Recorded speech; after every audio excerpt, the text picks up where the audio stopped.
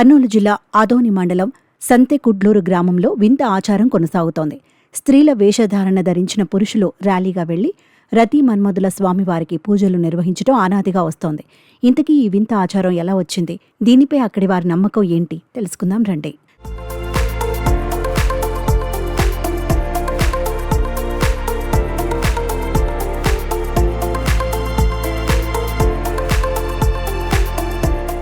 సాధారణంగా హోలీ పండుగ అంటే పిల్లలు పెద్దలందరూ కలిసే రంగులు చల్లుకొని సంబరాలు చేసుకుంటారు. ఆత్మీయులకు రంగులు పోసి హోలీ శుభాకాంక్షలు జరుపుకుంటారు. కానీ కర్నూలు జిల్లాలో మాత్రం వినూత్నంగా హోలీ పండుగను నిర్వహిస్తారు. పురుషులు స్త్రీ వేషధారణ ధరించి రతి మన్మథ స్వామి వారికి పూజలు నిర్వహిస్తారు. ఆదోని మండలం సంతెకుడ్లూరు గ్రామ ప్రజలకు హోలీ పండుగ ఎంతో ప్రత్యేకం.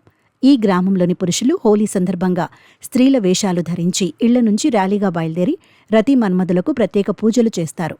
పురుషులు చక్కగా ఆడవాళ్ల అలంకరించుకుని కుంభోత్సవంలో పాల్గొన్నారు. హోలీ పండుగ రోజు పురుషులు స్త్రీల వేషంలో మన్మథ స్వామిని దర్శించుకుంటే శుభం జరుగుతుందని, కోరికలు నెరవేరుతాయన్నది ఇక్కడి గ్రామస్తుల నమ్మకం.